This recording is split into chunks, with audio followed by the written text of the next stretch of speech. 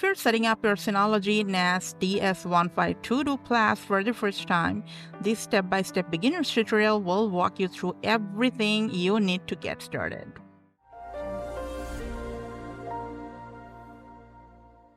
Right after unboxing your Synology NAS, you'll get a power adapter, screws, LAN cables, and an user manual from the box. Now first you're going to install the hard drives. So gently unlock and slide out the drive tray. And then you can mount your 3.5 or 2.5-inch hard drives. Now for 3.5 drives, toolless mounting is available. Just snap them in. If you got a 2.5-inch drive, you gotta use the screws included to secure them. Now when you're done, just slide the trays back into the NAS and lock them in place with the key that came with it. We just got one drive. If you got multiple, just insert them the same way. You can use the included Ethernet cable or maybe your own to connect the NAS to your router, or you can switch via one of these LAN ports. We're connecting it to the router. Now let's connect it to a power source. Plug in the power adapter into the NAS. If you're all set, now just press on this power button. It'll show a blue light, and it will take a while to fully turn on.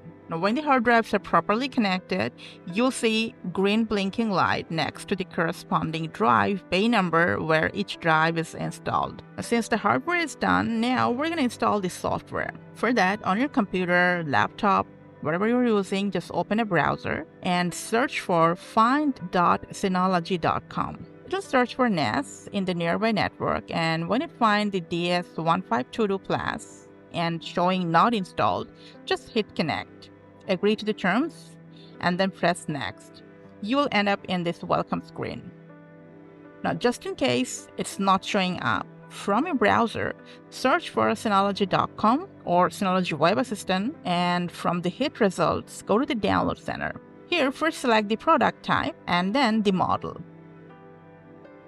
Now, after it finds the model OS, go to the Desktop Utilities tab and hit the download button in the Synology Assistant utility. Alright, select a device-compatible version. Since mine is Mac, I'm going to hit on the download button for Mac DMG. If you're on Windows, the process is the same, so don't worry about that. When the download is completed, open up the Assistant, and hopefully after searching for a device, the name will show up in here. Now click on the IP. You'll be redirected in the license agreement page. Select the box to agree to the terms and then just hit OK. And then you'll end up in the same welcome page we have shown you earlier. Just click on Install. It's recommended to select automatic download for the DSM updates. Rest is your call, just press next. It's a simple warning that your installed hard drive will be erased and formatted for the installation process. Select I understand and then just hit continue. Write down your NAS model and then just press delete. You'll get to see on your screen that it's installing the built-in packages. Just wait patiently while it does.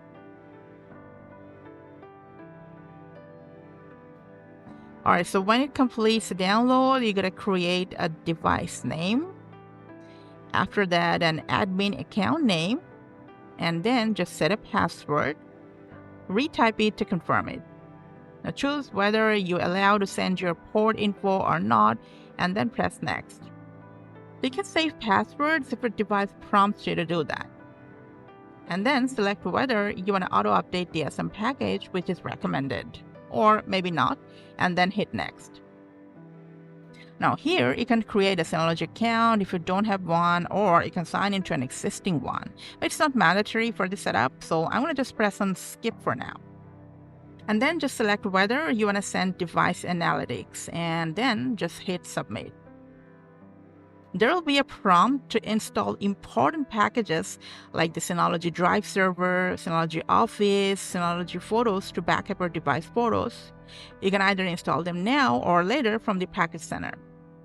Now, it's recommended to enable two-factor authentication for the security of your server data.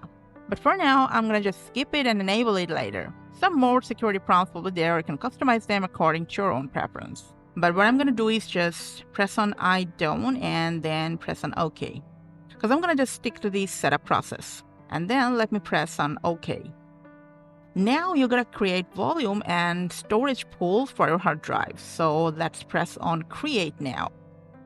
If you got multiple hard drives installed, you gotta create at least one volume from there, followed by a storage pool, which is allocating space in there so that you can instantly, start saving data in there. Just press on Start. Now select the RAID type. Now since I got just one drive, I'll select the SHR, which provides the highest performance. If you got multiple drives, you can select different types of them depending the functions assigned to each of them. Now select your drives in here to create the storage pool. At least one. If you got multiple, press Next. Now it's recommended to perform a drive health check.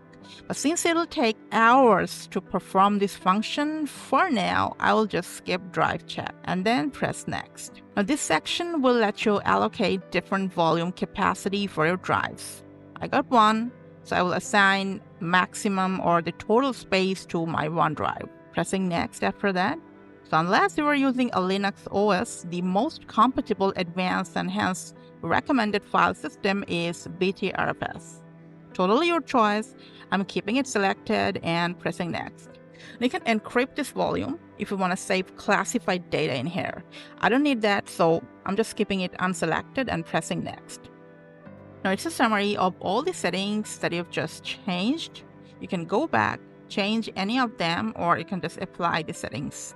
Another warning will be there that all data on your drive will be erased while it applies the changes. I'm going to just press OK to this prompt. Now after the process is done, it will show you the drive info along with its current health status. And you know what? You're all set. Let me just go back to the dashboard. So after that, you can just go to the package center, go through this initial setup, and from this list of packages, you can install all the necessary and relevant packages depending your line of work or the type of data you need to store in there.